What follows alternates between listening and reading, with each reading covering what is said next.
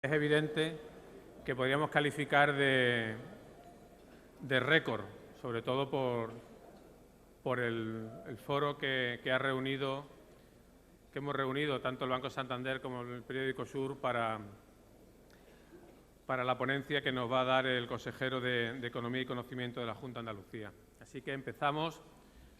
Señor consejero de Economía y Conocimiento de la Junta de Andalucía, director general de Banco Santander, responsable de Santander España, Rami Abukair, querido alcalde, delegado de la Junta de Andalucía, presidente de la Diputación, presidente de la Confederación de Empresarios de la Cámara de Comercio, vicerrector de la Universidad de Málaga también, responsables de Santander, del Banco Santander en Andalucía y aquí en Málaga, todos los componentes del Banco Santander, el resto de autoridades, amigos, bueno, somos tantos que sería imposible mencionar a todos. Bueno, hoy volvemos a encontrarnos aquí y con una asistencia que no solo otorga un valor, como he dicho, excepcional a este foro de hoy, sino que demuestra el interés que la intervención del consejero de Economía y Conocimiento de la Junta de Andalucía despierta, ¿no? Y no es de extrañar porque simplemente los datos del CIS, que ya aparecieron ayer, demostraron la preocupación que entre las familias españolas despierta el asunto de la economía, ¿no? Y no es la primera vez que me escucharán decir o escribir que no estamos en una época de cambio, sino en un cambio de época, provocado especialmente por el impacto de la revolución digital. No hay sector que no haya tenido que enfrentarse o esté teniendo que enfrentarse al reto de adaptarse a las nuevas exigencias de la sociedad digital. Nosotros, como medio de comunicación, hemos afrontado la mayor transformación de nuestra historia, no solo en nuestros procesos, sino también en la forma de informar y de comunicarnos con nuestros lectores. Seguimos en la tarea y vamos a tener que seguir estando muchos años más, pero le puedo avanzar que nuestra adaptación digital es un hecho que nos ha permitido llegar a más lectores de los que jamás habríamos podido imaginar. Aporto simplemente unas pequeñas cifras: 150.000 lectores diarios en el periódico de papel que tienen sobre su mesa, más de 220.000 lectores diarios a través de la web, 173.000 seguidores en Facebook, 158.000 en Twitter. Es decir, tenemos más lectores que nunca y estamos adaptando también todos nuestros modelos de negocio. Nuestro mayor patrimonio es la confianza y la credibilidad como medio de comunicación, como periódico de Málaga. Y estamos absolutamente convencidos de que en eso radica nuestro éxito. El papel, lo digo por los comentarios y algunas manifestaciones que habrán podido escuchar, les puedo asegurar que el papel tiene una larga vida por delante. Y también les puedo asegurar que, aunque pueda parecer difícil, nuestro liderazgo digital aquí en Málaga es incluso mayor que el que tenemos en papel. Las empresas líderes, y hoy contamos con la colaboración de una de ellas, son aquellas que son capaces de adaptarse en cada momento al cambio, a los cambios que exige cada momento. Banco Santander y Sur son dos buenos ejemplos de este liderazgo y del valor que aportamos a la sociedad en la que trabajamos y prestamos nuestros servicios. Hoy organizamos juntos este foro en el que seguro el consejero de Economía desvelará algunas de las incógnitas económicas que se ciernen sobre Andalucía y España y los retos que, como sociedad emprendedora que somos, tenemos los andaluces. En estos tiempos, señor consejero, necesitamos claves para entender nuestro entorno y, sobre todo, para no perder la confianza. Como saben, después de las intervenciones tanto del director general de Banco Santander como del presidente de la Confederación de Empresarios, que presentará al consejero, y del propio consejero, tendremos un debate, un diálogo en el que podrán formular sus preguntas con esas tarjetas que tienen en la mesa y que irán recogiendo durante la comida. Ahora le cedo la palabra al director general de Banco Santander, Rami Abukair, director general, como digo, y responsable de Santander España, y cuyo currículum, les aseguro, que nos invita a pensar que algún día incluso sería bueno poderlo tener y que nos ofreciera también una ponencia. Bueno, lo dejo con el director general de Banco Santander, Rami Abukair.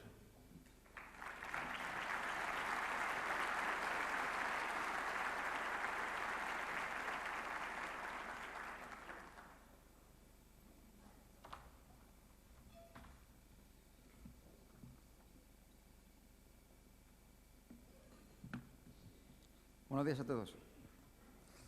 Bueno, permíteme que realice el saludo protocolario. En primer lugar, estimado consejero de Economía y Conocimiento de la Junta de Andalucía, queridísimo alcalde, presidente de la Confederación de Empresarios de Andalucía, director general de la prensa malagueña y director de Diario Sur, autoridades, empresarios, queridos amigos y amigas, gracias a todos por su presencia. La verdad es que es impresionante el poder de convocatoria. Bueno, agradezco en primer lugar al Diario Sur, en la figura de José Luis Romero y Manuel Castillo, la oportunidad que brinda al Banco de Santander de patrocinar esta jornada empresarial. Estamos encantadísimos de poder estar aquí. Asimismo, quiero dar las gracias al presidente de la Confederación de Empresarios de Andalucía por su participación en este acto. Y también quiero agradecer la próxima intervención del consejero de Economía y Conocimiento, Antonio Ramírez de Arellano, buen amigo y cliente del Banco de Santander, a quien aprovecho para felicitarle por la reciente puesta en marcha tanto del Plan PAIDI 2020 como del Plan Horizonte 2020 para apoyar la internacionalización.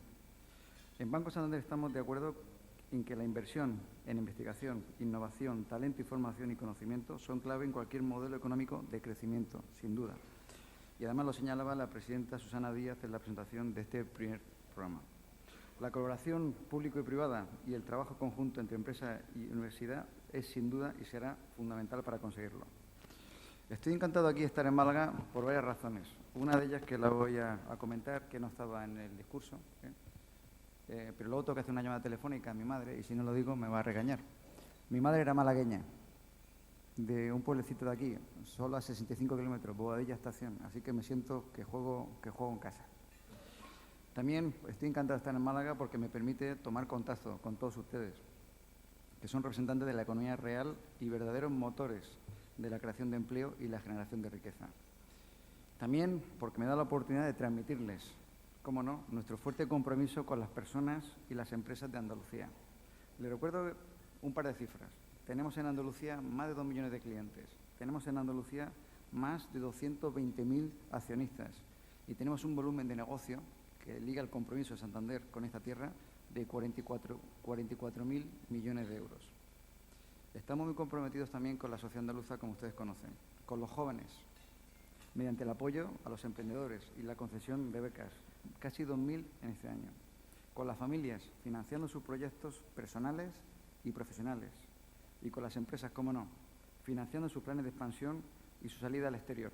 Si alguien piensa en salir al exterior, Banco Santander es el banco. También, cómo no, con los menos favorecidos, a través de los programas como la moratoria hipotecaria o las aportaciones al Fondo Social de la Vivienda. Quiero destacar también la muy activa participación de toda nuestra gente, de nuestros empleados, de la gente del Santander en proyectos de voluntariado. Y, por supuesto, con las instituciones públicas con las que mantenemos una magnífica relación. Dado que estoy rodeado de amigos y de empresarios, voy a transmitirles también mis reflexiones sobre el entorno económico actual. Quiero recordarles que hemos logrado crecer en este último año a un ritmo superior al de las principales economías de la eurozona. En los últimos años me ha tocado vivir en Reino Unido y les aseguro que no estaba este sol. Y desde Londres pude ver las críticas y la fuerte preocupación que existía sobre nuestra situación como país. Cada mañana me desayunaba con alguna página del Financial Times hablando de que no hacíamos los españoles los deberes. Y hoy les tengo que decir que ya me toca en mi tierra y que me siento muy orgulloso cuando observo cómo hemos liderado el crecimiento en la eurozona. Ahora la verdad es que somos el ejemplo a seguir. Dicen que somos los alemanes del sur, pero con mejor carácter y con mejor tiempo. Igualmente les felicito a todos ustedes por su notable cifra de crecimiento económico, más de un 3%, y crecimiento de empleo aquí en Andalucía, por segundo año consecutivo. Enhorabuena. Además, mirando a los próximos años, las estimaciones son igualmente positivas para Andalucía. Y en el caso, como digo, de Andalucía, se va a superar a países como Alemania, Francia o Reino Unido. A nivel nacional, el Ministerio de Economía, la Comisión Europea y el FMI mantienen sus previsiones de crecimiento. Estas informaciones muestran indicios de consolidación de la recuperación y expectativas de crecimiento. No quiero tampoco, siendo andaluz, parecer demasiado optimista, pero en Banco Santander de verdad que observamos significativos avances en algunos indicadores económicos y quiero compartirlos con ustedes. En lo que va de año, en este primer trimestre, en el Banco Santander hemos podido comprobar, en primer lugar, que los créditos y los préstamos a personas físicas están creciendo a un ritmo del 35% y a las empresas del 12% aquí en Andalucía. Las hipotecas aumentan también a tasas del 33% y los créditos al consumo se han duplicado en esta tierra. No obstante, el Banco de España nos invitaba la semana pasada a ser prudentes, ya que observaba cierta ralentización en algunos sectores.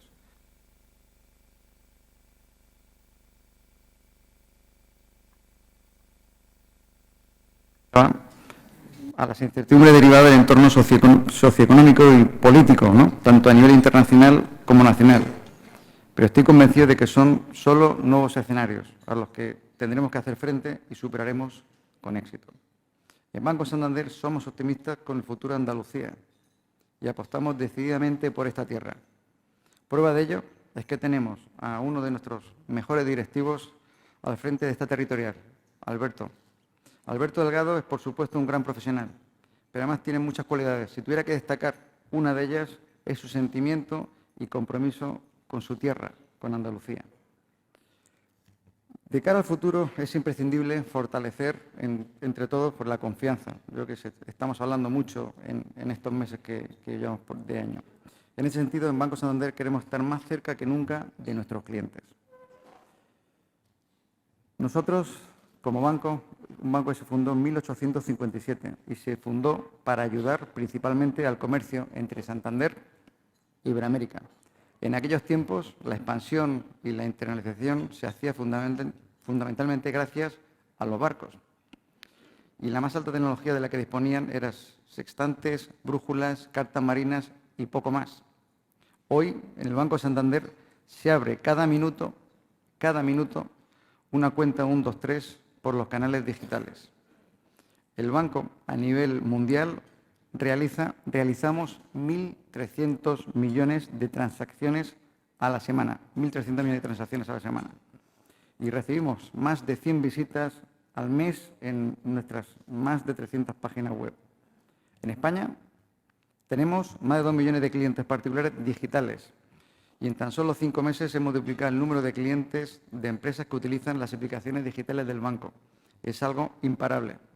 Es evidente la importancia de la tecnología que tiene nuestro banco. Hoy es más apremiante y notorio porque la velocidad del progreso tecnológico es increíblemente rápida. Llevamos casi 160 años en este negocio y desde entonces hemos marcado muchos hitos en la historia de la banca. Como ustedes saben, Santander siempre ha sido un banco muy pionero. Ahora estamos volcados en la tecnología, pero nuestra forma de entenderla, y aquí me paro y quiero hacer un pequeño paréntesis, nuestra forma de entender la tecnología es haciendo que la tecnología esté al servicio de las personas y no al revés. La tecnología al servicio de las personas y no al revés. Nuestra misión es ayudar a progresar a las personas y a las empresas. Y estamos convencidos de que tan importante es el qué como el cómo. El cómo se hagan las cosas. Como ya conocerán, en Banco Santander estamos trabajando para ser un banco más sencillo, más personal y más justo. Más sencillo supone, por ejemplo, que hemos puesto la tecnología, como digo, al servicio de los procesos y de las personas. Más del 25% hoy de nuestros préstamos al consumo lo hacemos ya por canales digitales. Como decía, 1 de cada 3 cuentas se abren ya por canales digitales. Y somos la primera entidad que hemos incorporado la firma digital a los créditos documentarios.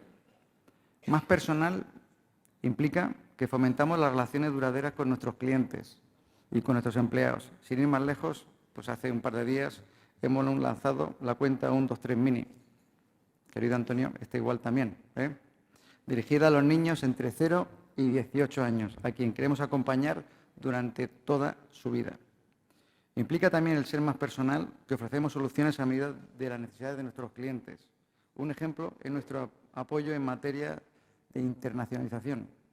Además de nuestra oferta financiera, ponemos a disposición una imbatible oferta no financiera. Gracias a nuestro carácter global, con más de 13.000 oficinas en todo el mundo, acompañamos a nuestros clientes a desembarcar en cualquier país. Apoyamos para localizar socios y establecerse en otros países. Ayudamos con un asesoramiento especializado. Y estamos presentes, y ustedes lo saben muy bien, pues en países tan relevantes para el comercio internacional como Reino Unido, en el que he trabajado durante 4 años, Brasil, Estados Unidos, México, Chile, Argentina, Alemania, Polonia y Portugal. Y si quieren desembarcar en cualquier otro país, cuenten también con el Banco Santander. Ser un banco más personal supone también permitir que nuestros clientes escojan el canal de relación con el banco, y este es un tema muy importante.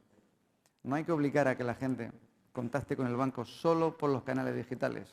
Los clientes son libres de elegir cualquier canal de contacto con el banco. Muchos de nosotros no somos nativos digitales, pero muchos de nuestros clientes ya lo son. Y lo que es más importante, la práctica totalidad de los futuros clientes lo serán. Hoy nuestros clientes pueden contactar y operar con nosotros desde el canal que ellos elijan, a través de un ordenador, del móvil, de la tablet o visitándonos, y esto para mí es muy relevante, en nuestras oficinas, y estaremos encantadísimos de poder atenderles allí.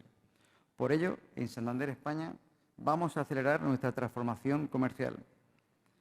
Una estrategia basada en tener una red de oficinas cada vez más potente y que integren todas las ventajas derivadas de las nuevas tecnologías. Y por ello, en España estamos realizando una fuerte inversión.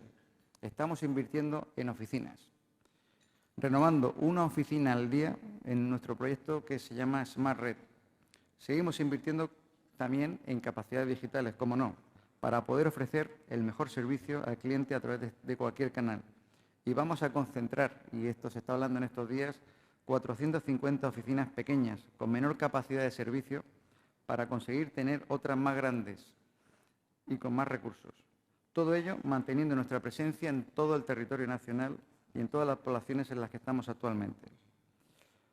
Por último, ser un banco más justo supone, entre otras muchas cosas, extremar la transparencia con las instituciones y las empresas, modificar nuestra relación con los clientes, rompiendo el paradigma de cliente nuevo o cliente de toda la vida, y estar decididamente comprometidos con nuestros accionistas y con la sociedad a través de nuestra responsabilidad social corporativa. Esta es nuestra forma de liderar la banca y esta es la línea en la que vamos a continuar. Empleados, clientes, accionistas y sociedad, trabajamos cada día pensando en todos ellos. Bien, buenos días a todos. Un saludo cordialísimo al consejero de Economía y Conocimiento de la Junta de Andalucía, mi querido amigo Antonio. En primer lugar, manifestar, como es obligado, mi satisfacción por asistir a este desayuno coloquio de Diario Sur y mi agradecimiento a sus organizadores por invitarme y ofrecerme la oportunidad de presentar al conferenciante de hoy. Mi intervención va a ser breve. Les adelanto que habría mucho que decir, mucho que contar de Antonio Ramírez de Arellano, pero me limito a los 7 minutos exactos que me ha concedido la organización. Digo que nuestros protagonistas reúnen en su trayectoria profesional una amplísima y destacada experiencia en 3 ámbitos. El académico, el de la investigación y el de la responsabilidad política. Y quizás, ahora que está en el Gobierno andaluz, al frente de una consejería de tanta importancia y con numerosas competencias, se le vea más como una persona dedicada precisamente a la política que a otros menesteres. Sin embargo, les tengo que decir sinceramente que creo que por su personalidad inquieta e independiente, sus preferencias se inclinan más hacia el mundo de la universidad. Esto es, el mundo de las ideas, como diría Platón, y el mundo del talento. Y en presentaciones como la que hoy nos ocupa, pues siempre surge la duda de si presentar al conferenciante haciendo hincapié en su trayectoria personal o hacerlo vinculando a su puesto al cargo que ostenta de representación institucional, de consejero. Yo creo que en este caso la respuesta para mí es fácil, porque es mucho más enriquecedora la persona de Antonio. Y es cierto que la Consejería de Economía y Conocimiento tiene implícitas competencias muy importantes para el desarrollo social y económico de Andalucía. También está aquí su equipo de toda la Consejería, al que saludo muy cordialmente, secretario general, a todos, que hacen un trabajo extraordinario. Temas como la internacionalización, la promoción del conocimiento y de la investigación, el apoyo a las empresas, a los autónomos, las relaciones con la universidad, las políticas de competencia, etcétera, etcétera, son cuestiones que afectan muy directamente a nuestro tejido productivo y, en general, a la competitividad de nuestra comunidad. Pero en este caso, la persona, Antonio Ramírez de Arellano, trasciende, sin lugar a dudas, a su cargo de consejero de Economía y Conocimiento. Y estamos ante un ferviente estudioso, catedrático y doctor en física, y también licenciado en Ciencias Económicas, un físico economista, cuando lo conocí hace ya muchos años, físico-economista, lo digo con franqueza, es algo que llama la atención, al menos no resulta usual. Y además se trata de alguien dedicado a la investigación, y no solo a una investigación doctrinal, que hay que respetar, por supuesto, muchísimo, pero no solo la investigación doctrinal, que en ocasiones inundan las bibliotecas de nuestras universidades. Recientemente se publicaba que en el 2015 se habían leído 12.000 tesis doctorales en España. Digo que Antonio ha tenido ocasión de hacer investigación aplicada y cuenta con 4 patentes. Nuestro consejero cuenta con 4 patentes. Todo ello junto a su presencia en cerca de 30 grupos de investigación, de los que ha dirigido casi la mitad de los mismos. Físico, economista, investigador aplicado y además gestor. Y es un gestor comprometido, que ha conocido las vicisitudes de las pequeñas y también de las grandes organizaciones, pues esa fue su tarea como vicerrector de infraestructura de la Universidad de Sevilla y posteriormente como rector de la misma desde marzo de 2012 hasta junio de 2015. Me consta, por tanto, su gran preocupación por la universidad, su desarrollo y su futuro. Eso sí, me voy a permitir una licencia y sugerir que en el sistema universitario andaluz, lo sabe el consejero, también hay sitio para más de una universidad privada, pero para eso estamos nosotros los empresarios, para recordarlo, y no porque no estemos a favor del modelo público, sino porque creemos en la libertad de elección y en la complementariedad educativa, siempre con igualdad de oportunidades para todos, pero dicho con el máximo respeto. Hay posibilidades de futuro en el mundo y en el sistema universitario andaluz. Digo que a buen seguro compartimos también su preocupación por la competitividad económica y territorial de nuestra comunidad. Y el consejero bien conoce que uno de los objetivos de nuestra organización empresarial en este contexto precisamente es favorecer y defender la libertad de empresa, que debe traducirse en una menor y mejor legislación, en un marco general que favorezca el incremento de la dimensión de la empresa andaluza, que estoy convencido que es uno de sus propios retos, ¿no?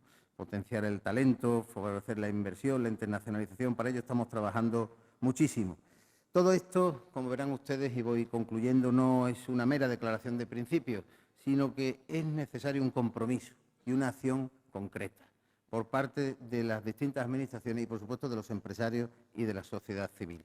Así se lo trasladamos habitualmente al Gobierno andaluz y así lo estamos desarrollando especialmente con la Consejería de Economía, que tiene entre sus competencias también, y no lo quiero olvidar, el desarrollo y promoción del diálogo social. Y permítanme que me detenga para finalizar unos instantes en un buen ejemplo, que yo creo que es lo mejor y con este aforo cualificado mayoritariamente empresarial, en un caso concreto de voluntad de diálogo, de consenso y de eficacia, y hay que decirlo, de eficacia en la gestión. Junto al consejero de Economía, Antonio Ramírez de Arellano, presentamos el pasado mes de enero en la sede de la CEA el decreto de la Junta de Andalucía por el cual se faculta la sustitución del procedimiento de calificación ambiental por el de declaración responsable para la apertura de negocios, lo cual acelera enormemente el inicio de actividad para 36 sectores económicos en este caso. Seguiremos avanzando, consejero, seguro, en el futuro. Y digo que como presidente de la CEA la necesidad de facilitar la actividad de las empresas es una obsesión. Creo que el consejero está en la misma sintonía y todo su equipo. Según los cálculos que estimamos, gracias a este decreto los proyectos reducirían 6 meses de tramitación. Estamos hablando de tiempo empresarial frente al tiempo administrativo. Y esto ha sido posible, lo digo con franqueza y ante este auditorio, gracias al compromiso político y personal del consejero de Economía y Conocimiento, Antonio Ramírez de Arellano. Yo creo que así promovemos un clima favorable a la apertura de empresas, a la generación de inversión productiva, como ha dicho el director general de Banco Santander. Estamos en un ciclo, tenemos que creer en nuestras posibilidades, en esa Alemania del sur de Europa, ¿no?, que es España y Andalucía, que tiene tanta proyección, pero tenemos que poner las cosas fáciles, generar marcos favorables para la inversión. Y en esa línea también suscribimos, gracias al consejero, un acuerdo, los empresarios a nivel de Andalucía, un acuerdo de cooperación con la Agencia de Defensa de la Competencia, que, entre otras cuestiones, promueve, y fíjense el detalle, la evaluación normativa. Eso no se había hecho antes, y lo digo con orgullo. La evaluación normativa en base a un informe que no es vinculante, pero es un informe consultivo, de impacto económico que valora la repercusión de las normas en las empresas y en el empleo. No promulgar por promulgar, sino saber cómo se promulga y cómo se puede hacer mejor. Esto evidencia que el consejero conoce las exigencias del mundo empresarial y de nuestras propuestas y que en gran medida coinciden sus ideas y que esperamos permitan a todos mejorar la situación económica general de Andalucía. Por tanto, por su profundo conocimiento de esa realidad, por sus propuestas en materia de internacionalización, no me puedo extender mucho más. Tendría que hablar de tantos ámbitos que toca esta consejería, macroconsejería, que aborda tantos frentes, la labor de Stenda, su vinculación personal con la investigación, el desarrollo y la innovación y su práctico perfil académico, como les anunciaba. Creo que nuestro protagonista de hoy incorpora una gran cantidad de argumentos muy solventes que hacen que su intervención sea, a buen seguro, de gran interés para todos. Tiene la palabra el consejero de Economía y Conocimiento. Muchas gracias.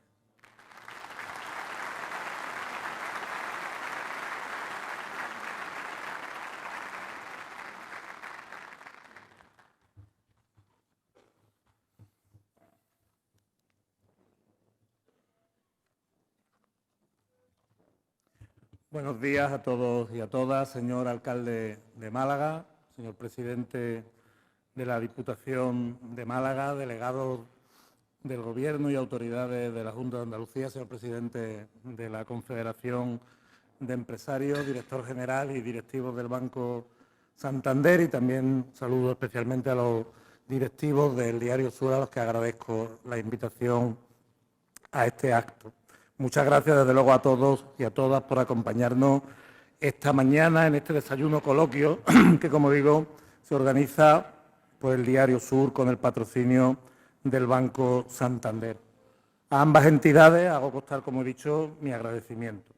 Agradecimiento que quiero hacer extensivo a Javier González de Lara, que es un malagueño y andaluz en ejercicio, un buen ejercicio, presidente de la Confederación de Empresarios de Andalucía, con el que desde mi etapa de rector me une una relación de aprecio que, como ven, es mutua. Además, en su presentación ha sido tan bondadoso de omitir que también he sido empresario, un empresario fracasado, sin que ello haya sido en menoscabo de las responsabilidades que después me han cabido, porque con esas 4 patentes, junto con algunos colegas, pues que iniciamos una pequeña experiencia empresarial que afortunadamente cerramos de manera ordenada, pero que desde luego me introdujo en una dimensión muy importante, que es el reto que tiene el empresario de abrir todos los días una instalación productiva y dar de comer y dar salario a muchas personas.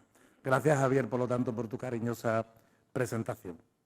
Saben los que me conocen que Málaga, tanto la ciudad como la provincia, está entre mis pasiones personales. Las Vegas del interior, las sierras, la costa, son territorios donde verdaderamente se conjuga Andalucía, desde las nieves al trópico costero, pasando por sus ciudades que también atesoran historia, fuerza y naturaleza emprendedora. Mi predecesor en el cargo de rector de la Universidad de Sevilla, el profesor Joaquín Luque, me dejó en herencia, si cabe decirse así, una excelente amistad con la entonces rectora Adelaida de la Calle, que continúo ahora esa amistad en el Gobierno de Andalucía, y un proyecto de referencia con la Universidad de Málaga, el Campus de Excelencia Internacional Andalucía Tech.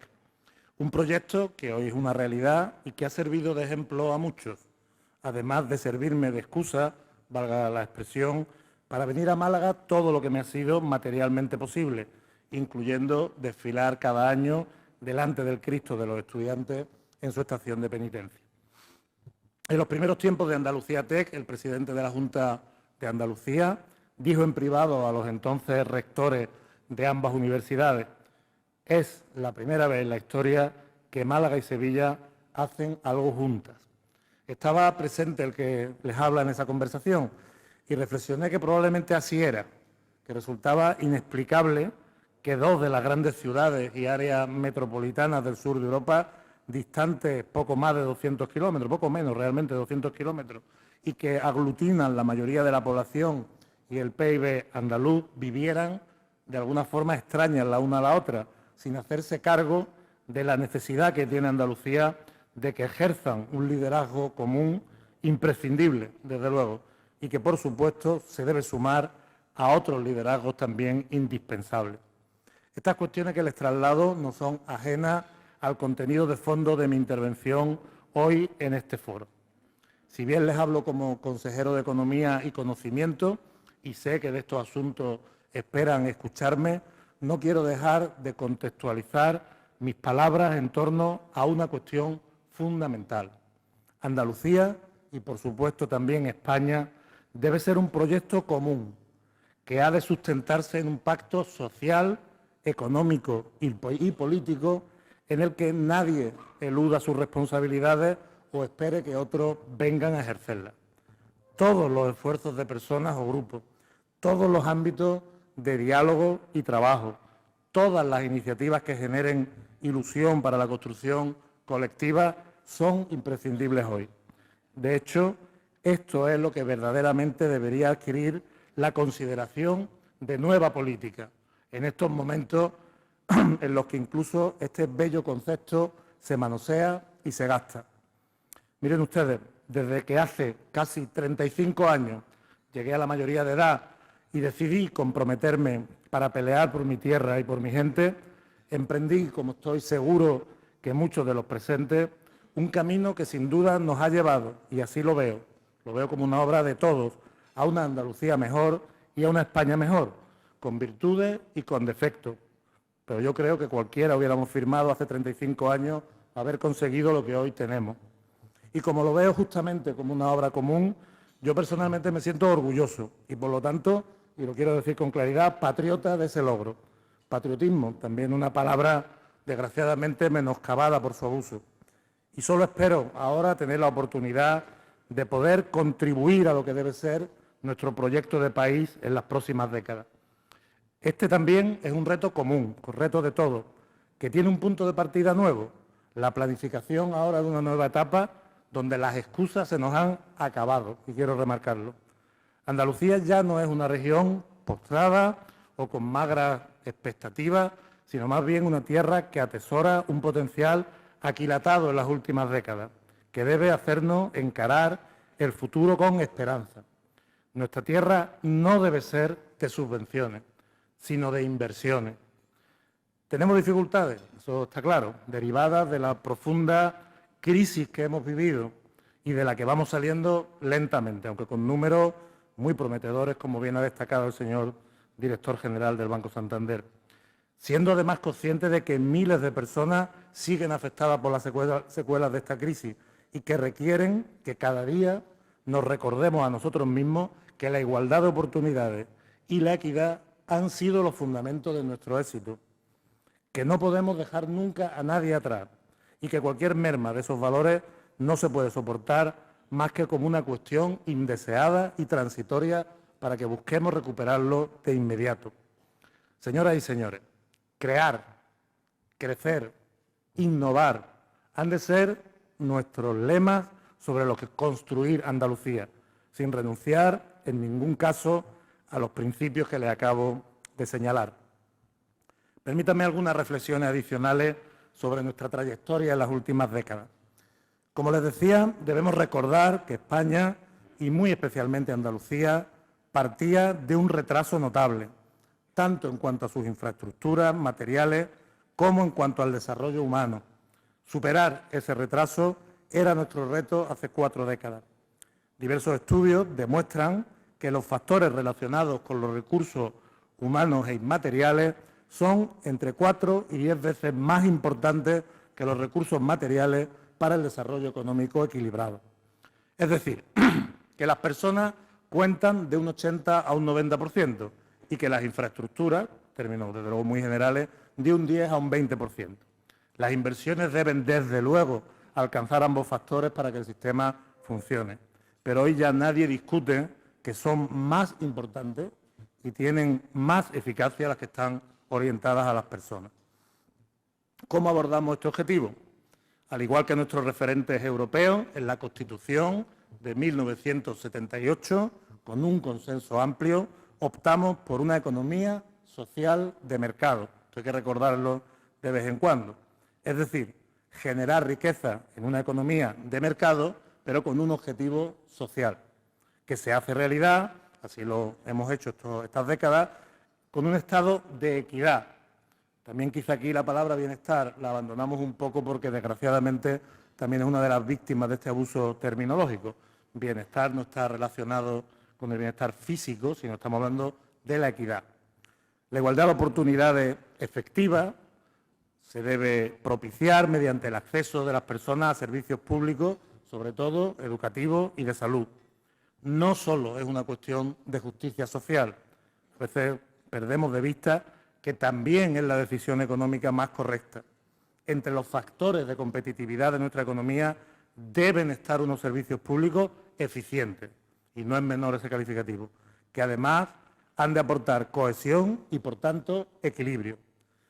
Los servicios públicos en nuestro país han sido, además, un salario social subyacente del que se han podido beneficiar todos los actores económicos, también las empresas y la economía en general, por lo que, muy lejos de ser un lastre, los servicios públicos son un valor que hay que defender y, desde luego, considerarlos en un continuo proceso de optimización para su funcionamiento.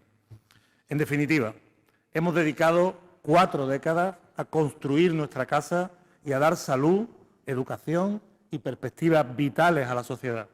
Ahora, por supuesto, tocan otros retos. Desgraciadamente se acumulan las crisis y no nos damos cuenta de que ese es el momento de definición. Mirando al pasado y considerando lo que les he dicho, no es anormal haber tenido una economía muy centrada en el mercado interno. Ha sido especialmente así en Andalucía, donde nuestras exportaciones eran incluso en 2009, fíjense ustedes, de poco más del 8% del PIB regional. Ello también puede explicar la hipersensibilidad andaluza a las crisis españolas, sobre todo porque, como comprenderán con estos números, dependemos sobremanera de la demanda agregada nacional. El drama del paro, y quiero destacar que el no menor drama de la economía sumergida para nuestro país, son 2 de los efectos estructurales inmediatos de estas crisis. Son evidentes, cuesta años y recursos combatirlos. Ambos son impropios de todo de una economía avanzada y resultan completamente inadmisibles. Echemos la mirada al pasado más reciente antes de hacerlo al futuro. Cuando para la salida de una crisis se apuesta simultáneamente por una devaluación interna que restringe el consumo y por la austeridad pública, sobre todo, que reduce el gasto e inversión, como digo, pública, estamos escribiendo el guión de un montón de problemas que hemos visto, porque a la vez, si no se eliminan las incertidumbres, si no se actúa con claridad, se desmotiva la inversión privada, mientras que los cambios en la otra componente de la demanda agregada, la balanza externa, pues son lógicamente lentos, no son inmediatos. Lógicamente, las empresas andaluzas que han podido han reaccionado exportando o prestando sus servicios en el exterior. Es decir, de manera natural han empezado a sustituir el mercado interno por el externo, insisto, las que han podido. Hoy nuestras exportaciones se sitúan en torno al 20% del PIB regional, evidentemente sin considerar los productos energéticos y, por supuesto, contando solo los productos sujetos a arancel, porque es difícil, como todos saben, evaluar la balanza de servicios, aunque a todos nos consta que también ha sido creciente. La evidencia compartida a día de hoy es que la salida de la crisis debe abordarse a partir de ahora, así lo dicen todos los estudiosos, por medio de un controlado y pactado incremento de los salarios y la recuperación de derechos que propicien un avance en el consumo interno. Y, al mismo tiempo, hay que dejar atrás la austeridad a ultranza, incrementando también de manera controlada y moderada el gasto público para que no se pierda de vista el control del déficit y la deuda, incentivando la inversión privada mediante políticas que den certidumbre a los inversores y, además, por una clara apuesta por mejorar la balanza externa, es decir, por políticas de internacionalización, sobre cuyo concepto volveré posteriormente. Sin duda, esto dicho en el plano conceptual es un programa claro y estoy convencido que muchos coincidirían conmigo, coincidirían con los estudiosos de la cuestión. Sin embargo, también es verdad, hay que reconocerlo, que no es fácil ponerlo en marcha sin una acción coordinada de los distintos actores, porque no hay ningún gobierno, ninguna institución nacional ni internacional que actúe en solitario. En los países donde esto ha sido posible, el ejemplo paradigmático es los Estados Unidos, donde el gobierno federal ha ejercido una acción de liderazgo muy notable, pues la salida de la crisis ha sido anterior a otros lugares, ha sido bastante equilibrada, con una recuperación general de todos los parámetros fundamentales. En este sentido, y a modo de ejemplo, me voy a permitir una breve incursión por mi otra profesión que ha señalado muy bien Javier, la física. Como saben, la única incursión que voy a hacer para su tranquilidad. Como saben, las fuerzas que actúan sobre un sistema físico determinan su aceleración. La aceleración es el cambio de la velocidad, de la dirección de la velocidad o de su sentido. Y, por tanto, se determina la trayectoria. Estamos acostumbrados a escuchar de trayectoria económica, dadas, por supuesto, unas condiciones iniciales. Esto es conocido como la segunda ley de Newton, muchos de ustedes la recordarán. Imaginen que la economía andaluza es un barco que se mueve en un puerto, como si de remolcadores que lo empujan se tratara.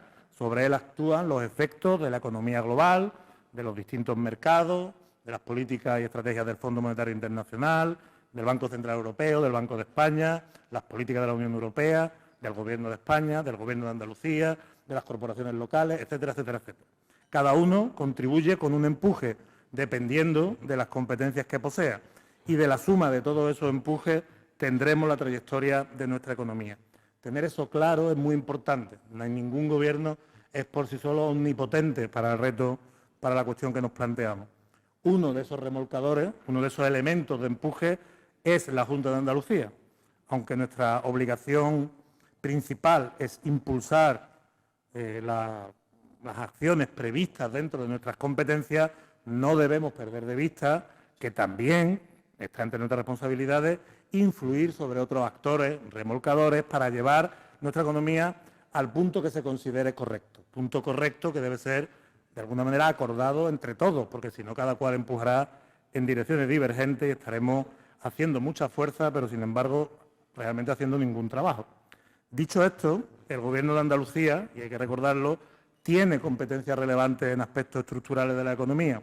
Les insisto, aspectos verdaderamente estructurales, aunque a la vez tenemos serias dificultades para financiarlos. No es el único caso el de Andalucía. Las comunidades autónomas tienen responsabilidades estructurales en la economía, no monetarias, tienen estructurales.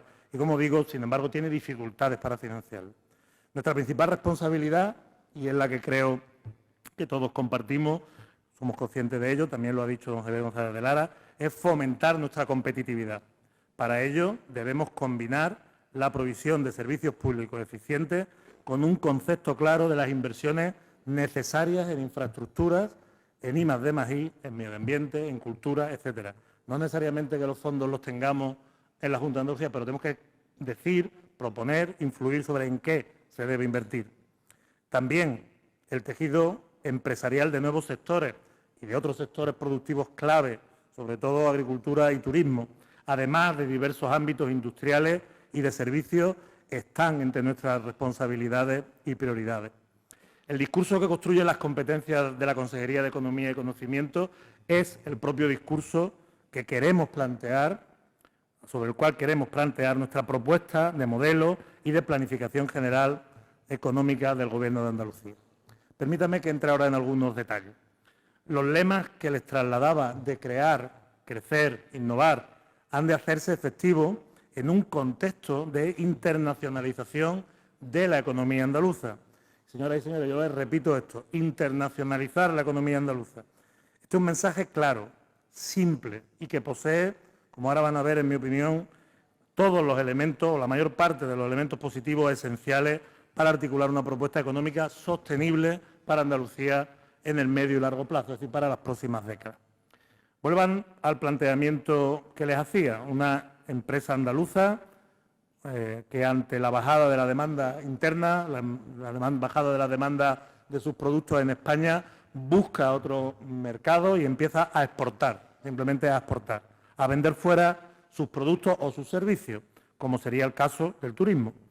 Típicamente, si habláramos de Andalucía, se trataría de una pyme, eso sería el caso más probable.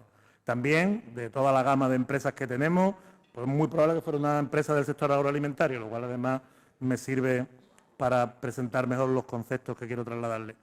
Normalmente empezará exportando a granel y partirá con alguna ventaja de precio para competir, debido a que la crisis ha permitido pues, unos menores costes laborales en muchos casos. Pero al poco de estar fuera, la empresa descubrirá que el mercado global es muy competitivo.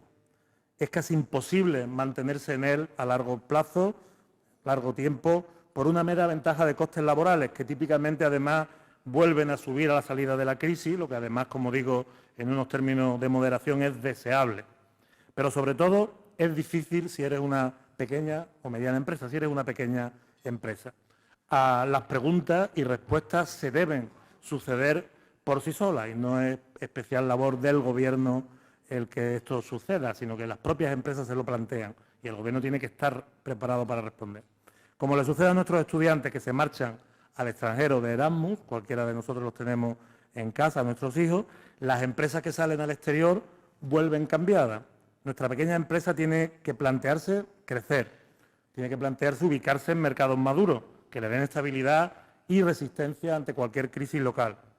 También se dará pronto cuenta de que la verdadera rentabilidad está en cubrir toda la cadena de valor, de tal manera que considerará oportuno abandonar el granel para tener una marca, una marca reconocible que termine, en el caso de esta empresa agroalimentaria, con un producto envasado en la estantería de un supermercado del país importador, con un nombre reconocible y una marca reconocible.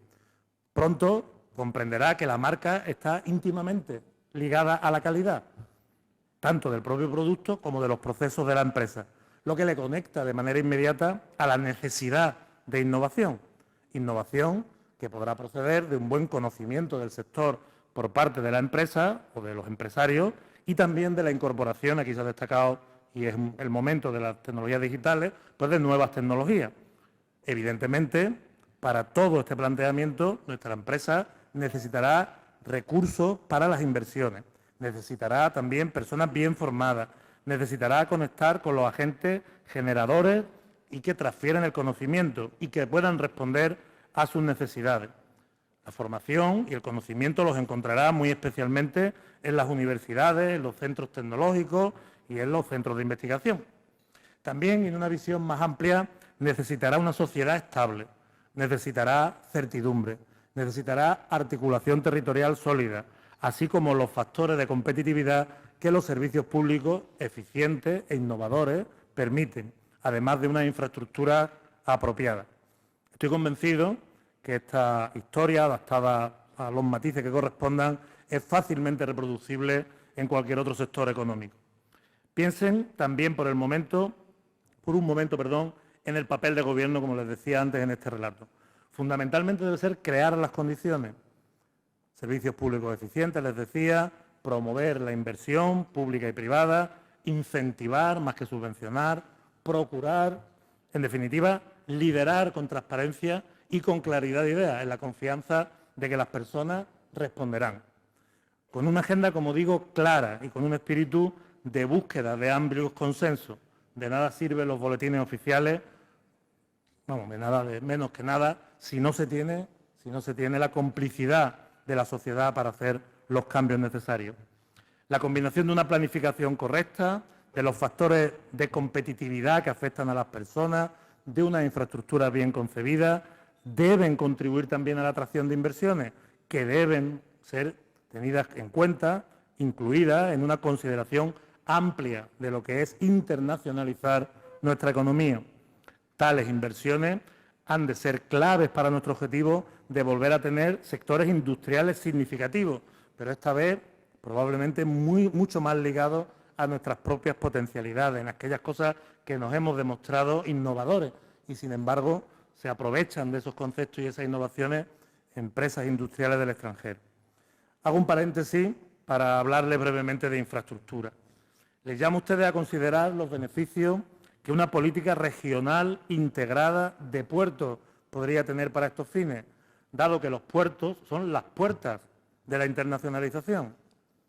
Y también a que consideren la imperiosa necesidad de disponer de un corredor ferroviario de mercancías interior, con un gran nodo logístico en Antequera probablemente, se ha propuesto, un gran nodo técnico probablemente en Linares, para mejorar la cohesión territorial y económica del interior con la costa. Nuestro objetivo es tener una economía y una región equilibrada. Les pido también que evalúen las ventajas de que el de Málaga sea, en definitiva, el gran aeropuerto internacional andaluz, completando las redes ferroviarias de pasajeros con este fin, incluyendo muy especialmente las conexiones con Andalucía Oriental. En definitiva, infraestructuras especializadas e integradas son un armazón imprescindible para la competitividad de la economía y un tejido empresarial orientado al exterior. Y en lugar de disipar nuestras peticiones o hacer peticiones generales, la propuesta que creo que toca es hablar de términos concretos y todos los andaluces remar justamente en la misma dirección. Pero permítanme que vuelva a una visión más amplia.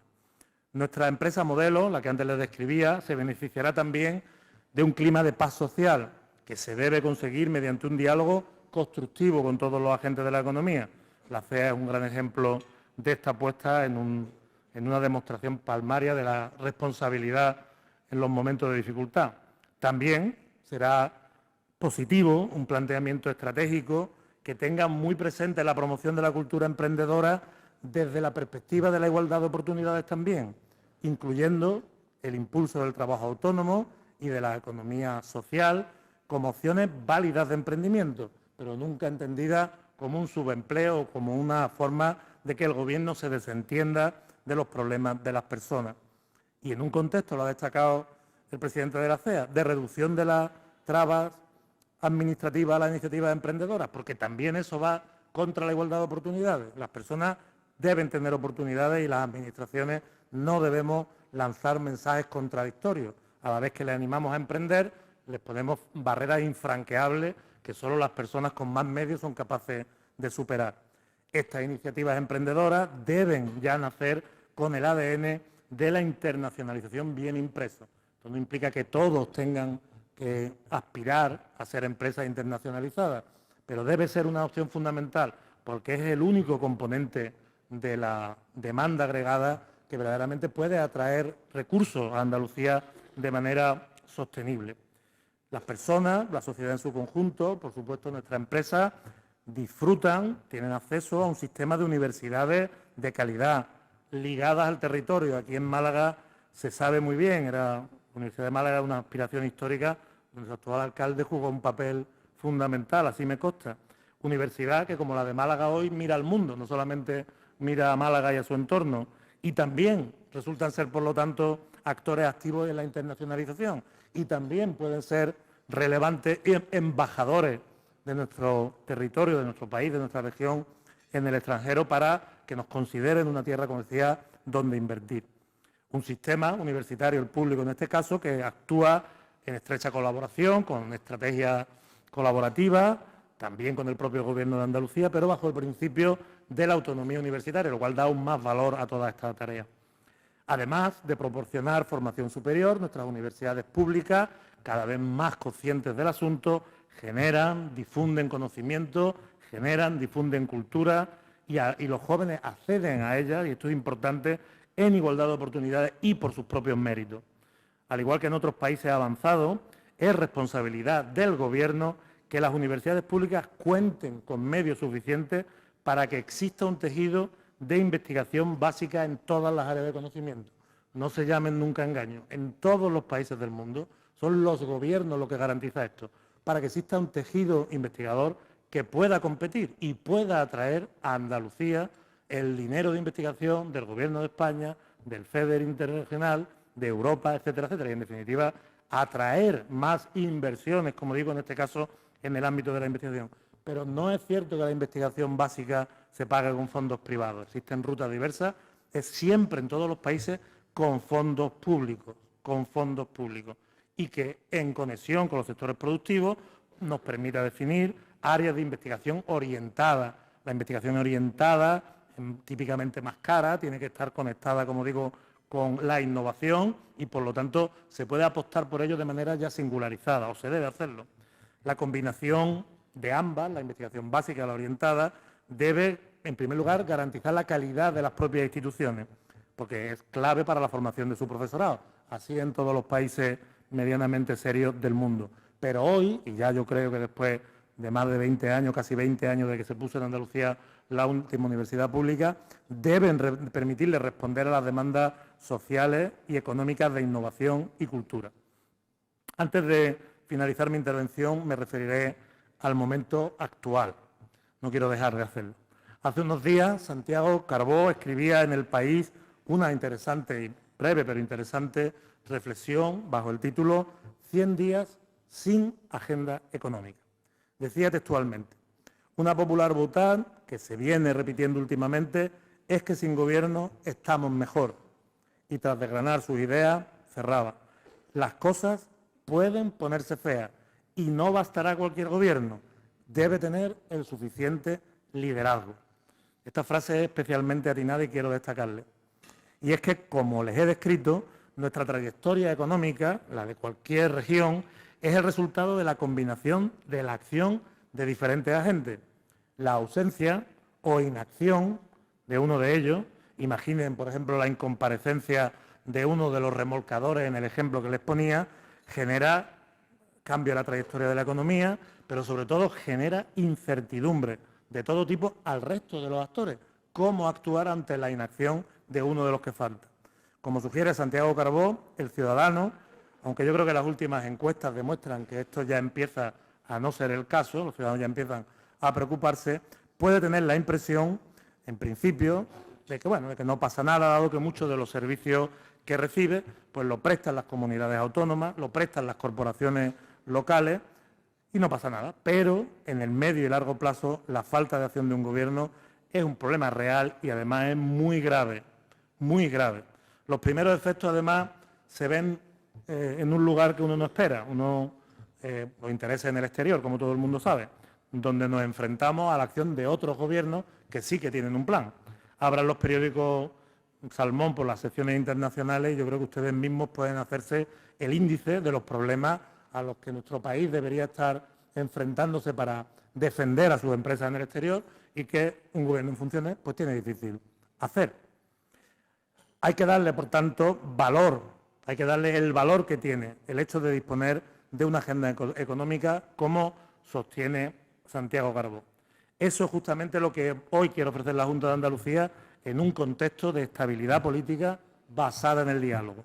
Un contexto que en el ámbito de mi consejería se concreta en la Agenda por el Empleo, se ha citado aquí también el Plan de Internacionalización, la Ley de Fomento del Emprendimiento, el Plan de Actuación del Trabajo Autónomo, el Pacto por la Economía Social, decretos de reducción de trabas, planes operativos aprobados en este tiempo para el uso de los fondos regionales europeos FEDER, la Estrategia Regional de Especialización Inteligente RIS3, el Plan Andaluz de Investigación, Desarrollo e Innovación, una nueva Ley de Agentes del Conocimiento que abordaremos, la financiación de las universidades públicas, en fin, tareas que probablemente les suenan, algunas se han mencionado, pero sobre las que hemos trabajado y seguimos trabajando. De esa forma, en los últimos 10 meses de Gobierno, la mayor parte de los pilares de lo que les he hablado están ya puestos. Ahora, por supuesto, queda el reto de articularlo mediante medidas, donde ya les avanzo que vamos a procurar abandonar, como les decía antes,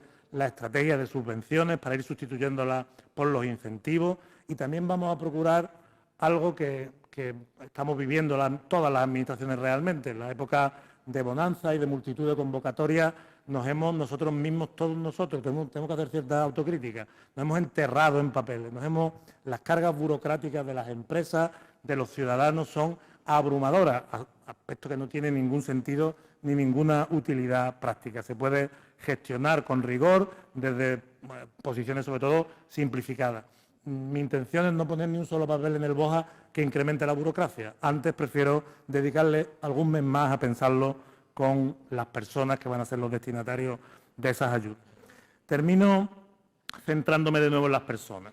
Esta crisis y su gestión por parte de algunos han puesto en riesgo valores claves para nuestro proyecto como sociedad y muchas de las cuestiones que hoy suceden son consecuencias de que esos valores claves se han cuestionado de manera precipitada. Creo que la equidad y la igualdad de oportunidades efectivas han sido los valores más amenazados en este tiempo sin que las dudas se hayan disipado. La desigualdad, y esto quiero que tengan clara mi opinión, la desigualdad es un lastre económico y conlleva costes. La desigualdad cuesta muchos millones de euros. La igualdad, por contraposición, debe partir de un empleo digno, del acceso a los recursos que garanticen las oportunidades y perspectivas vitales, y para ello es imprescindible tener una economía sana, porque sin una economía sana no tendremos los recursos para lograrlo. Concluirán, por tanto, que nos proponemos reforzar y consolidar nuestra opción por una economía de mercado con fines sociales. Somos un gobierno socialista y no puede ser de otra manera, aunque les recuerdo que nuestra Constitución así lo proclama. Ahora bien, con servicios públicos sobre los que hay que trabajar para su eficiencia, para que sean sostenibles y también, y no hay que olvidarlo, a través de una fiscalidad justa, Y también, ya lo he dicho, nuestro lema, la internacionalización.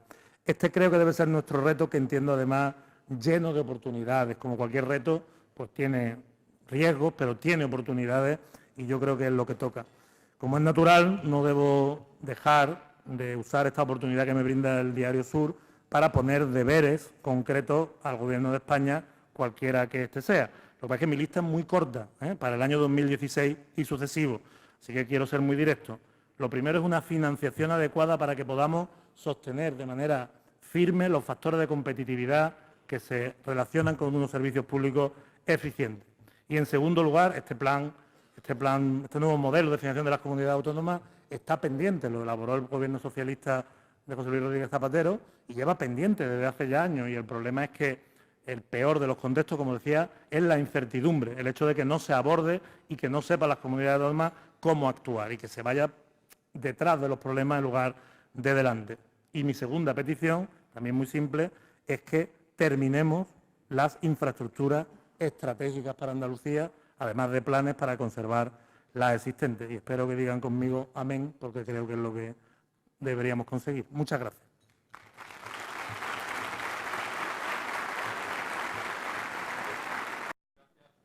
Creo que no sé. Ahora, gracias, consejero. En aras de la productividad, yo creo que el debate va a ser corto y yo creo que, si le parece, le dedicamos 15 minutos porque no hemos extendido más, digo, por tranquilidad de los que tienen cosas que hacer. Y bueno, yo, utilizando un símil taurino, aunque no soy taurino, pues yo creo que podríamos empezar a Portagayola, ¿no? Y preguntarle una pregunta que ronda en la cabeza de muchos periodistas y yo creo que de todos los comensales. ¿Cómo está el asunto de la Fiscalía y cómo cree que puede afectar a su posición como consejero en el Gobierno de Susana Díaz? Pues yo sí soy taurino, me siento taurino y considero la obligación de todas las personas públicas ponerse a Portagayola, lo cual, traducido en el lenguaje cotidiano, está relacionado con dar todas las explicaciones oportunas cuando cualquier cosa se plantee. De hecho, creo que eso debería ser uno de los principales valores de la nueva política, el que las personas den explicaciones de manera natural, además de los contextos parlamentarios, que son los que son, además de eso, a la opinión pública. Esto es fundamental, que las personas lo enteren. Por lo demás, el asunto que me menciona tiene que ver con mis primeros meses, no llevaré ni más de 2 o 3 meses de vicerrector de infraestructura de la Universidad de Sevilla. Ha sido objeto de múltiples pleitos y de múltiples cuestiones contenciosas administrativas, penales.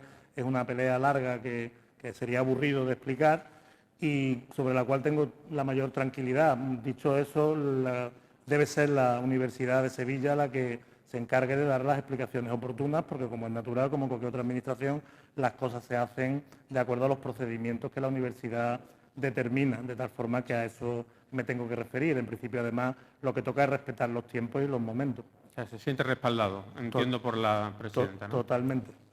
Aquí tenemos entre los comensales al escritor Pablo Aranda, que sabe que mezcla el análisis con el humor, y preguntaba en qué campo hay más puñaladas, dicen, en el universitario o en el político. Con varios órdenes de magnitud de diferencia en el universitario. Lo digo para su tranquilidad general. Sí.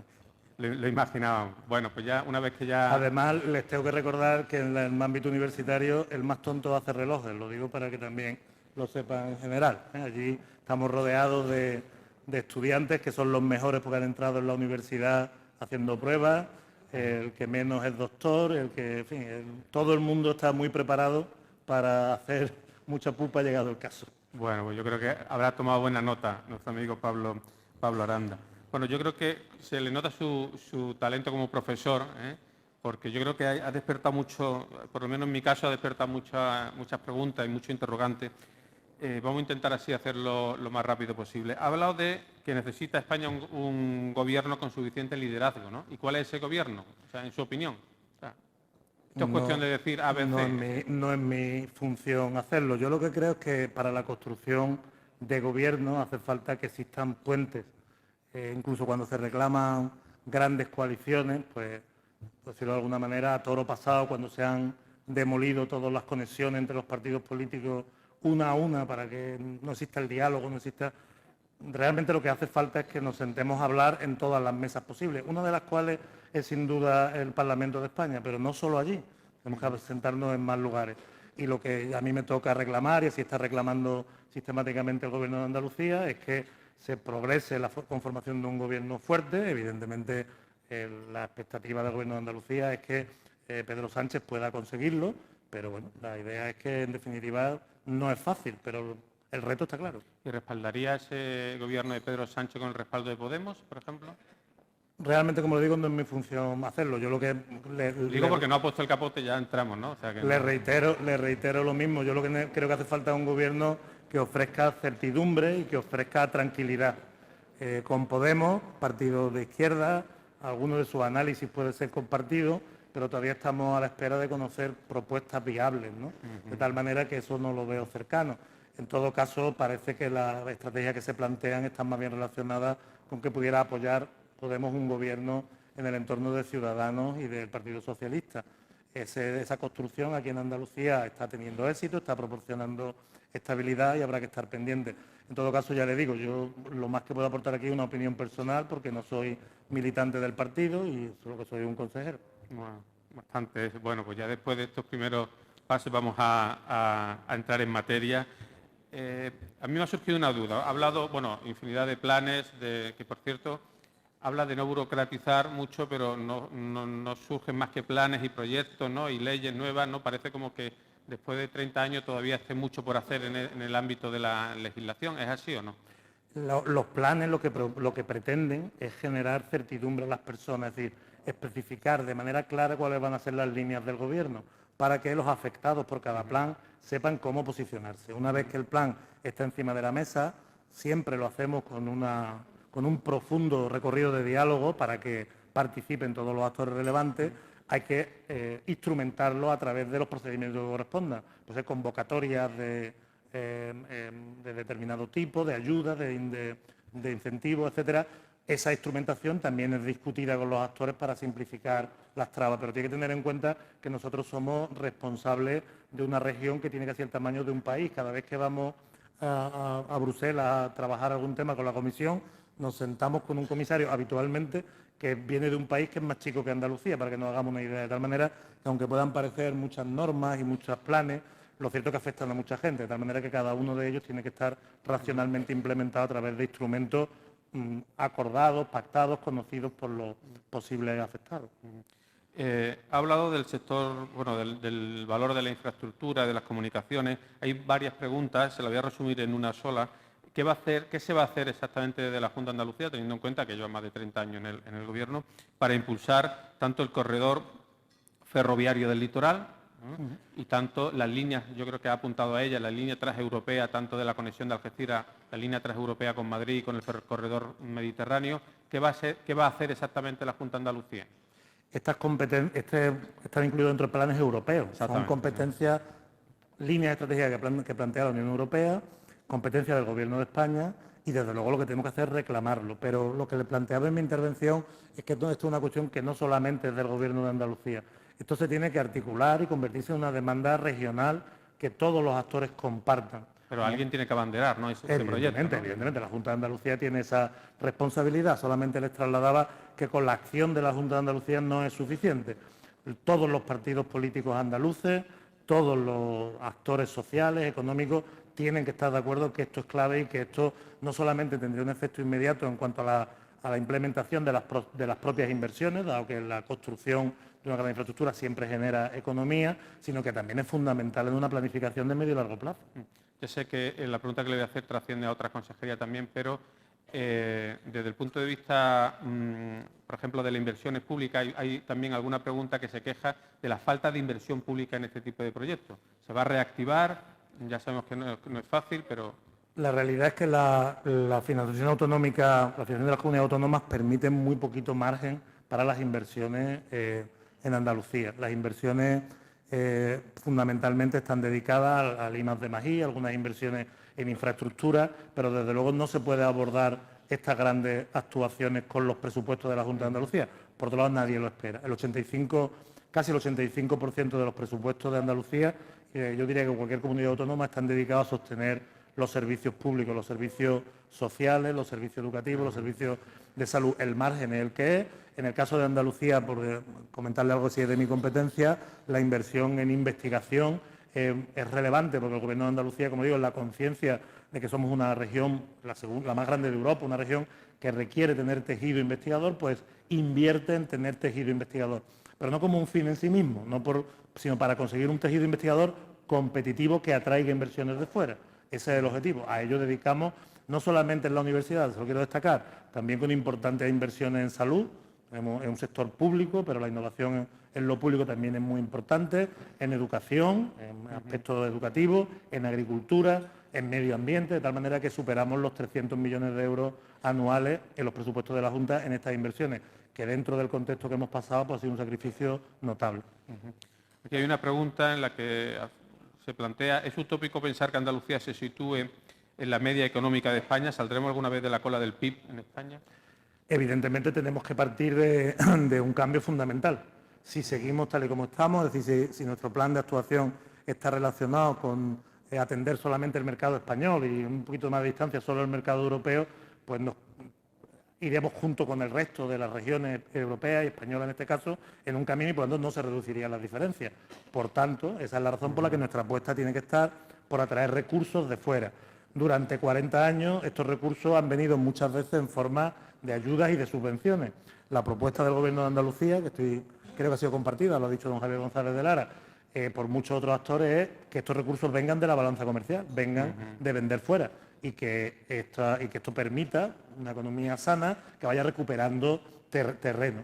Evidentemente, dentro de esto tenemos que ser conscientes de que Andalucía partía de unas condiciones especialmente negativas hace 40 años. Pero, por otro lado, tampoco hay que ser derrotista en extremo. Hace unos meses escuchaba al presidente de la Cámara de Comercio de los Estados Unidos en España decir en una conferencia que dio en Sevilla que los españoles éramos los más melodramáticos que él conocía, que en 50 años habíamos pasado de tener el 20% del PIB de los Estados Unidos a tener el 80% y que solo 2 países en el mundo lo habían logrado, que era Corea del Sur y España, y que por lo tanto, dentro de nuestras dificultades, deberíamos ser más optimistas y abordar y ver nuestras propias potencialidades. Y esto lo decía un norteamericano, no lo decíamos nosotros, ¿no? Perfecto. Aquí hay 2 preguntas que inciden, yo creo, en su intervención. Una de ellas referida a la industria. Dice, en aquellas regiones de Europa en las que la aportación del sector secundario al PIB supera el 20%, el nivel de desempleo suele ser inferior al 10%, incluso en momentos de crisis económica. ¿Para cuándo una apuesta decidida o un plan de actuación que facilite la reindustrialización de Andalucía? Y hago un anexo a esa pregunta. ¿Está superada ya el concepto de industria tradicional, es decir, de grandes factorías, del sector de la automoción o de cualquier... y hay que girar el rumbo hacia la industria 4.0 o todavía es posible...? Sí, la industria 4.0 está muy relacionada con un cambio de procesos industriales. Aquí lo que verdaderamente nos interesa responder es, en primer lugar, cuando se habla de reindustrialización, habría que partir de la consideración de que alguna vez tuvimos un sector industrial importante. Si esto fue así, fue probablemente en el siglo XIX, no recientemente. Lo cierto es que en los años 80 en España la reconversión industrial acabó con los últimos restos de ese tipo de industria pesada, en fin, tradicional, como bien dice usted, que teníamos, ¿no? Evidentemente, ante una nueva etapa tenemos que, se ha dicho por los anteriores intervinientes, abordarlo con una nueva perspectiva. En primer lugar, no se puede ser ajeno a la digitalización de la economía. La digitalización lo que supone es que los distintos sectores que contribuyen a una industria, a un sector económico, se están digitalizando cada uno de ellos por su cuenta y lo que está llegando a suceder es que en lugar de sumarse, es decir, si uno ha multiplicado por 10, por 10 por 10, no tenemos 30, sino que tenemos 1000, 10 por 10 y por 10. No se suma, sino que se multiplica cuando se digitaliza. Es un contexto nuevo. Por otro lado, también, como le decía, me resulta triste ver cómo innovadores andaluces en procesos, por ponerle un ejemplo, en el sector agroalimentario, las almazaras, pues que toda la maquinaria que tienen en las fábricas son maquinaria italiana y están los fabricantes de las máquinas italianas tomando nota de las innovaciones que se le ocurren a nuestros agricultores y que luego aplican y ellos venden por el mundo. Me pregunto por qué no podemos ser nosotros capaces de tener ese mismo tipo de industrias intermedias, donde además se disfrutara de avanzar en estos procesos de nueva economía digital, ¿no? Hoy en día en las envasadoras no hay operarios moviendo las botellas, lo que hay son robots y el mundo nuevo. Es que, si me permite, le ha debido leer la mente a Saja Málaga, porque incide en eso. Dice: agricultura malagueña y andaluza produce mucho más y mejor y con más calidad cada día, pero toda la tecnología que usa es italiana, alemana, francesa o americana. Correcto. Dice: es necesario para la verdadera implantación de nuestro sistema productivo investigar y aplicar dicha investigación, pero no a espaldas del sector de la empresa. Dice: la universidad debe bajar al suelo y ser humilde trabajando codo con los empresarios. Apunto esta reflexión. ¿Y eso cómo se hace, no? Bueno. En las dos direcciones. No solamente la universidad debe colaborar con los empresarios, sino los empresarios deben colaborar con la universidad. En los últimos 30 años se ha producido un proceso de acercamiento muy notable.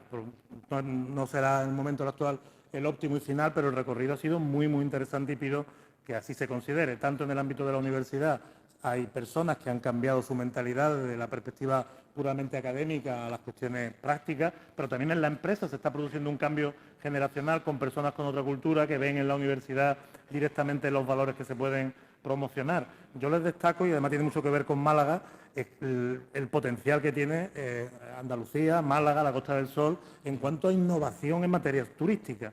El turismo es un servicio es una economía, un sector económico donde se exporta un servicio y donde se trae a personas de fuera a gastar aquí y a traer dinero aquí. Ahí hay un margen de optimización y de mejora innovadora sensacional en un sector potentísimo donde somos líderes internacionales, lo mismo que el agroalimentario. En torno a esos dos sectores donde somos líderes debemos construir, pero sin evitar o sin perder de vista otros sectores. Evidentemente el aeroespacial tiene potencial, también el naval podría tenerlo, evidentemente las Smart Cities, etcétera, etcétera. No debemos apostar por cosas aisladas, pero desde luego al menos por las dos en las que somos más potentes, que son el turismo y el mundo agroalimentario. Bien, ahora voy a entrar en una pregunta así muy concreta, que no sé si era un tercio de varas, pero bueno, en mi caso, cualquiera lo diría. ¿Para cuándo el impuesto de sucesiones, su eliminación o su dulcificación en Andalucía, ya que no lo conseguimos con el anterior consejero, ¿no? A ver si... Bueno, no, es responsabilidad de la Consejería de Hacienda, pero sí que les quiero trasladar mi opinión. Evidentemente, como he dicho, la fiscalidad tiene que ser justa, por lo tanto, el impuesto de sucesiones no puede analizarse aisladamente al resto de la estructura fiscal de nuestro país. Y además hay que también tener en cuenta las competencias de cada cual. El Gobierno de España podría acabar con este impuesto en 24 horas si así lo deseara, porque es responsable de la armonización fiscal del país. Pero el Gobierno de España ha decidido que sea uno de los instrumentos de financiación de las comunidades autónomas. Y ahora las comunidades autónomas entran en la competencia fiscal a ver quién lo quita y quién lo pone, cuando en el fondo lo que estamos hablando no es del impuesto en sí, sino de la financiación de las comunidades autónomas. Por lo tanto, plantéese correctamente el asunto. Ahora ya, terreno de mi opinión personal. A mí me parece que gravar con un impuesto de sucesiones la transmisión en una familia de un negocio, pues no me parece una política especialmente acertada, porque estamos dando mensajes contradictorios. Estamos diciendo, por un lado, que la gente se anime a emprender, que asuma la responsabilidad de continuar el negocio de la familia, y a la vez le cargamos con una fiscalidad, ya digo, que no es que diga que tenga que ser cero, tiene que ser justa y razonable.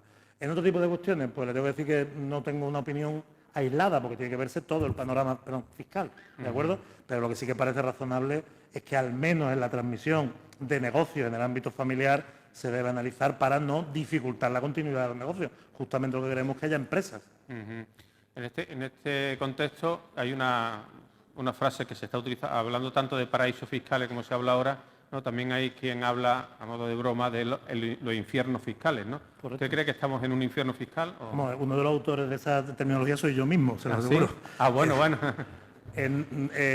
Lo que le he dicho hace un momento, lo que no puede ser es que el Gobierno de España cree unas condiciones para que unos españoles vivan simplemente dependiendo de su código postal en un paraíso fiscal. El ejemplo más paradigmático es Madrid, ¿no? Sí, efectivamente. En fin, los regímenes forales, ¿no? Y luego después otros, debido a la falta de financiación, insisto que es lo fondo del problema, tengamos que vivir en infiernos fiscales. Eso no tiene sentido. Esta es una de las cuestiones que un gobierno de España se tiene que sentar a tratar. No, yo creo que si no somos nosotros mismos los que abordamos la cohesión fiscal de España, Europa va a tomar cartas en el asunto. Reitero, es injusto que dependiendo de donde uno tenga su código postal sea tratado de manera distinta. Eso va contra la igualdad. De hecho, ya lo apuntó la propia presidenta, ¿no?, respecto Correcto. a los derechos forales, ¿no? Correcto. Universidad pública, universidad privada, ¿cuál es la posición, en este caso, del consejero y de la Junta de Andalucía, ¿no? Le traslado que esto, yo creo que la controversia entre pública o privada no creo que sea el fondo del asunto, es universidad de calidad o de no calidad, ¿eh? De tal manera que si las universidades públicas han hecho durante 20 años un enorme esfuerzo para tener calidad y hoy en día todas las universidades andaluzas, todas, incluso las más nuevas, las que se crearon en los años 90, todas están entre las 1000 mejores del mundo. Si hay 20.000 universidades en el mundo, estamos diciendo que estamos en el entorno del 5% mejor. Todas nuestras universidades públicas, el mismo esfuerzo hay que pedirle a cualquier universidad o proyecto de universidad privada que venga. El hecho de que una universidad pública o privada, sinceramente, como académico no me dice nada. A lo largo de mi vida profesional he trabajado para universidades públicas, privadas, en Estados Unidos, y no tengo nada que decir respecto al carácter público o privado. Lo que tengo que decir es respecto a la calidad. Y la calidad no solamente es la calidad en la docencia y en los títulos. Una universidad no merece llamarse como tal si no hace investigación de calidad. No merece el nombre, sea pública o privada, porque eso es lo que en cualquier país del mundo entienden que es una universidad. Si lo que queremos es una propuesta que venda títulos universitarios, pues llámesele de otra manera, que no confunda a la gente, ¿no? Pero las universidades públicas, como lo acabo de decir, tienen que hacer un enorme esfuerzo para formar a su profesorado, cuesta muchísimo dinero que así se consiga, y el nombre, tiene ya 800 años de historia, se merece un respeto. Eso es lo que digo. Pero en Málaga se tiene la percepción, y seguro que incluso el alcalde le estará dando la vuelta a la cabeza, aunque ya tenemos superado eso aquí de los agravios, Málaga-Sevilla, yo creo que eso ya forma parte, no digo de la historia, pero sí está bastante superado, da la sensación de que la implantación de universidades privadas en Málaga siempre tiene cierto obstáculo que no encuentra en otras provincias, por ejemplo en Sevilla, ¿no? Entonces, bueno, en Andalucía solo se ha puesto una universidad, sí. No es una universidad provincial. Pero más que porque se ha puesto allí, que me parece, vaya, ni bien ni mal, sino me parece... Realmente el origen de la universidad es en Córdoba. O sea, ¿tendría posibilidad de aquí en Málaga, en el caso de que hubiera un proyecto en el que se vinculara la docencia con la investigación también? Yo lo que les decía, cualquier proyecto que atraiga inversiones a Andalucía es muy bienvenido. Lo que pasa es que tiene que ser un proyecto que atraiga inversiones de verdad, no solamente de pequeñas pinceladas o que cambien la realidad. Simplemente si una universidad lo que hace, como digo, proporcionar títulos, pues para eso se puede hacer una universidad online. No hace falta tener presencia física hoy en día en ningún lugar, ¿no? De tal manera que, como digo, nadie tiene ninguna consideración desde el punto de vista regional o territorial sobre la cuestión, y cualquier proyecto que tenga calidad y que atraiga inversiones a Andalucía será escuchado con absoluta normalidad. Ya digo que no creo que la controversia pública-privada sea por lo menos lo que a este consejero le preocupa. Sí, hay una pregunta aquí que se plantea: ¿qué le parece la investigación que se ha producido en la universidad? Aquí está, dice, ¿qué opinión le merece la inspección por parte, entiendo que es la inspección por parte del IVA a las universidades? Lo pregunta el gerente de la Universidad de Málaga. Es decir, sí, ha sido yo el rector hasta hace un año y por lo tanto tengo que aplaudir la sentencia del Tribunal Supremo sobre la cuestión. Estábamos intentando convencer a la agencia tributaria que el IVA que utilizábamos el IVA que se repercutía en las cuestiones de investigación era deducible de otras actividades de la universidad porque, bueno, entraba dentro de una actividad homologable a las que hacen las empresas, por poner un ejemplo, ¿no? Es un IVA no finalista, ¿no? De tal forma que hemos tenido la suerte de que el Tribunal Supremo haya reconocido esto para 2 casos, por lo tanto ha unificado doctrina y ahora lo que hace falta es que ese IVA vuelva a las universidades y les anime a sostenerse sobre todo y que se lo gasten en investigación, si vale hacer una llamada desde esta tribuna. Vale, las 2 últimas preguntas. Preguntan que cuál es la opinión sobre que el Gobierno retenga pagos a las comunidades autónomas para el pago a proveedores. Como le digo, aquí hay una cuestión de certidumbre, ¿eh? El Gobierno de España debe hacer, aunque esté en funciones, debe hacer un esfuerzo por aclarar y por dejar a las reglas de juego verdaderamente transparentes. Este ha sido un Gobierno que ha tenido un impulso de hacer presupuestos extraordinarios. Ha hecho 5 presupuestos en 3 años y medio. Sin embargo, parece que no se aclaran las incertidumbres. El primer presupuesto que hizo en el año 2012 inmediatamente fue impugnado por la Unión Europea y hubo que implementar el recorte de 10.000 millones de euros por parte de todas las administraciones. El actual ya está advertido por la Unión Europea de que va a haber que cambiarlo, el gobierno que sea. Y, en fin, los estudios sobre déficit. Esto es una tarea, la reproducción sobre el déficit que has mencionado, ¿no? Esto es una tarea que tiene que ser de todo, porque, como digo, el que una comunidad autónoma tenga un problema y finalmente lo paguen sus ciudadanos, no creo que conduzca a ninguna solución práctica, ¿no? ¿Cuál es la posición? Hay muchas preguntas que van dirigidas no solo al consejero, sino incluso teniendo aquí al Banco Santander también a ellos, sobre el sector de la construcción.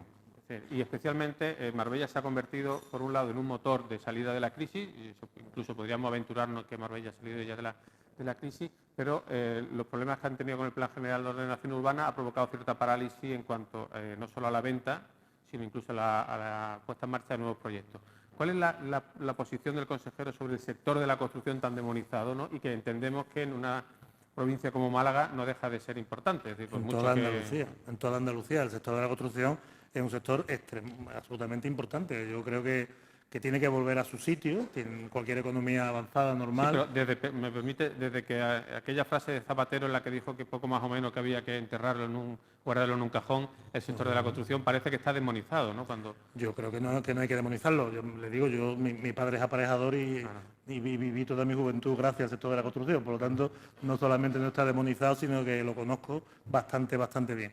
Y la realidad es que lo que no puede ser es que adquieras una dimensión absolutamente inapropiada de una economía normal. Como les digo, dentro de este esquema de construir nuestro país, a veces nos hemos pasado de poner ladrillo y hemos construido demasiado. Sí. Pues aquí lo que pasa es que esto, en cualquier país avanzado, el PIB, la contribución al PIB de la construcción es en torno al 6%, y eso es lo que debe ser.